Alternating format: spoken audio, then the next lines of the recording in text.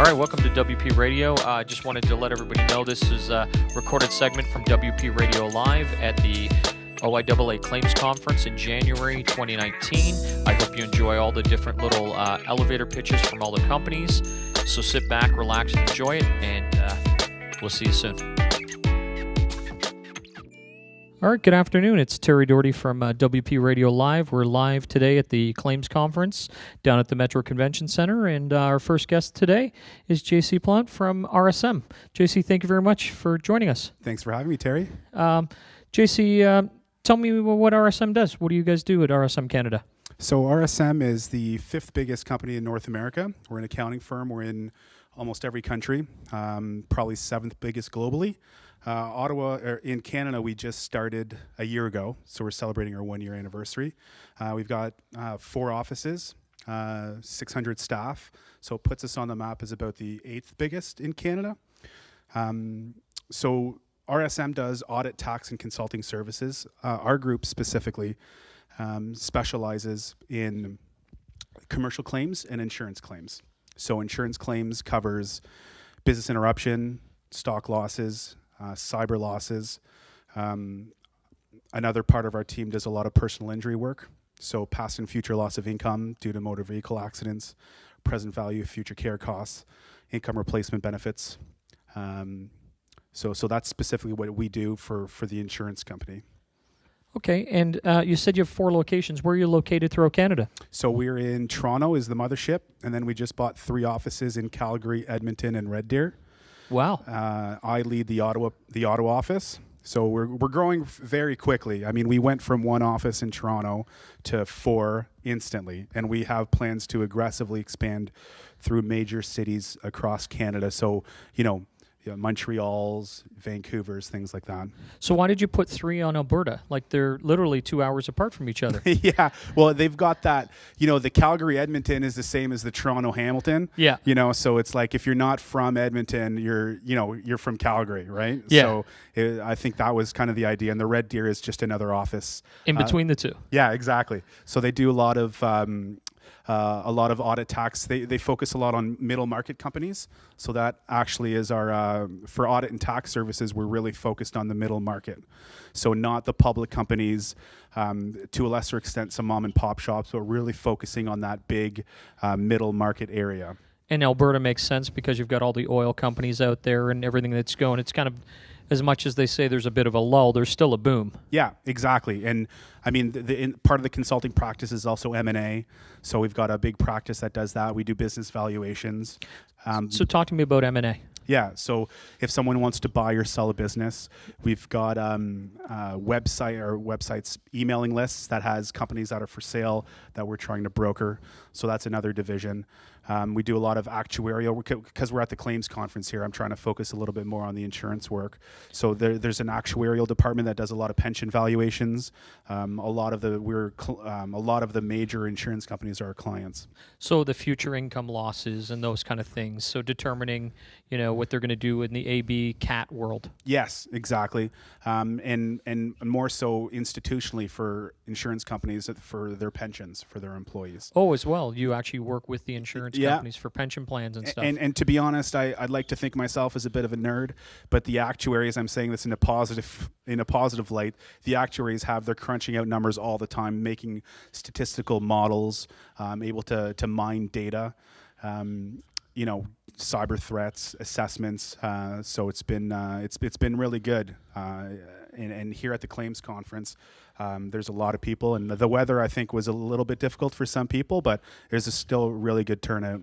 Yeah, I'm happy to be here. Yeah, no, I'm always surprised, and I love coming to the claims conference. You get to see people. I tell people it's a little big industry. It's huge, absolutely, but it's really little because it's the same people you see. And if you're, I think if you start your career in insurance, you usually end your career in insurance, whether you stay with the same company or not. Yeah. And a lot of family members are involved, and people are married to people in other companies. Yeah, and it carries down, like children join the industry, and there's a lot of father-son and father-daughter and mother-daughter kind of relation. You see them. Yeah, exactly. Yeah, exactly. If you're lucky enough to have your parents be part of the industry, a lot of the time it just opens the door for you. to get in it's there. not boring, right? Yeah. There's no two files that are the same. Yeah. I mean, that's what I tell people when they say, "What do you do?" And I say, "Well, we work in insurance." Oh, that must be boring. No, it's different every day. Yeah, and that's a great point. I mean, we will do a lot of business interruption claims. I mean, one will be completely different than the other. The methodology and the theory a lot of the time is the same. So you want to make sure that you're calculating how much money they would have had while they were down. So if there's a flood or a fire or a cyber attack, it depends if it's a back to normal policy or if it's repair, replace, rebuild. So one will be very different, like a restaurant business, that's closed in the winter or the summer. It's very, very different. So the summer is when restaurants make most of their money. Sure. So you can't just take 12-month average and say, well, in July he would have made 1/12 of his total sales, because that's not how the business works. Right, so it's really bringing that industry expertise on the insurance claim policy. So understanding what insurance policy says, what ordinary payroll is. And do you look at the ebbs and flows in the business as well? Absolutely. So the first step is knowing the policy. So there's a lot of accountants who maybe don't specialize in it, so they don't know what ordinary payroll is or back to normal or all these things that we take for granted. Like 90 days payroll is at 120. Yeah. Saved expenses, you need to consider all that. Variable costs. What's gross profit? A lot of people think gross margin on the financial statement says gross margin. Well, that's not the same as gross profit. As opposed to net profit and earnings, business income. And do you guys go on site as well, or do you have people that actually go out and help calculate stock losses and stuff like that? Stock losses is a good one. I failed to mention that. The funnest ones actually are the ones that you can go visit. So if there's a plant, and I did this huge printing press, and the press was down, and you could see it not working. And you could see like they had the restoration people in, and they had a bubble around this room, and they had to actually open the ceiling up to get the press out because you couldn't get it through a door. It's a massive press. Must have been 150 yards long. And probably built on site. Yeah. Yeah, you bring the pieces in through the roof. Yeah. So there's that, and that's a process. So that's different than a restaurant because, you have to know the production. Like, how are you close to capacity? How are the orders affected? Maybe you didn't lose any orders. Maybe you're able to push them in the future. But if you're at capacity, sometimes you've just lost those sales. But that's all you got to consider the industry, and that's why we're saying you got to consider the policy. And once you get to know the policy, you need to know the specific industry that's operating in, because no two claims are alike. Like you want to think that a business is the same, but maybe the business is in Moncton instead of it's in Ottawa. It's very different. Quebec City is different than Vancouver. And right? you guys work with that analytical data to put it all together. Yeah. So when you're doing your report, you kind of give you comparables for the right market. It has to stand the scrutiny of the court. So we do every report under the assumption that it's going to go to court and you're going to have to be in front of a judge and have to explain your numbers. Now, most of the time it doesn't go. And in many cases, the policyholders are in a tough spot because they need to accept the money for them to continue operations. But we're a national claims team, so we do claims from across Canada, from coast to coast. So we've done ones in St. John's, we've done some in BC, Calgary with our office, in Edmonton we're doing a lot more. Quebec, because I'm bilingual, so I'm able to service clients that way and make them a lot more comfortable to be able to explain to things in French. So yeah, you definitely have to understand the industry and see if there's maybe other factors that are happening. That's really interesting information. Mm-hmm. So it's basically you're a full whole package when it comes to the accounting portion and the forensic accounting and everything that goes into that. Yeah. Absolutely. And the forensic accounting, I'm a certified in investigative and forensic accounting in Canada and the States. So when that comes into play a lot of the times is fidelity claims. So if there's employee dishonesty or an employee theft, which is like now people are talking about cyber and people hacking into the computer, and maybe the senior executives have given their username and passwords to criminals, through the dark web, and then there's losses that way. So those are sometimes our cyber response team can find, where did that money go? Like, did it go to, is it Bitcoin, which is even harder to trace than checks? You can imagine how before you write a check, you've got the name to sender, you got, the back says where it was deposited. Bitcoin is a lot more difficult to trace.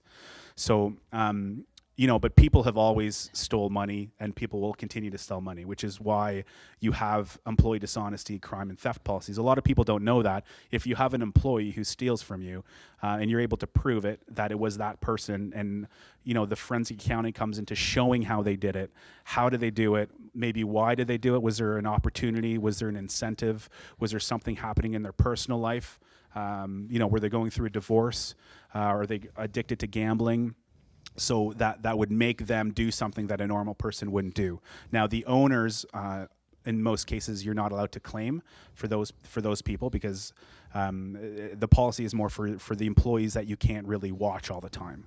So we've been involved in many of those where, someone is just giving gas away, or chips or food, or just taking things through inventory rolls in different analysis that we've done. We're doing a couple big ones right now, and they don't always come up in the paper, so you don't know that it's happening.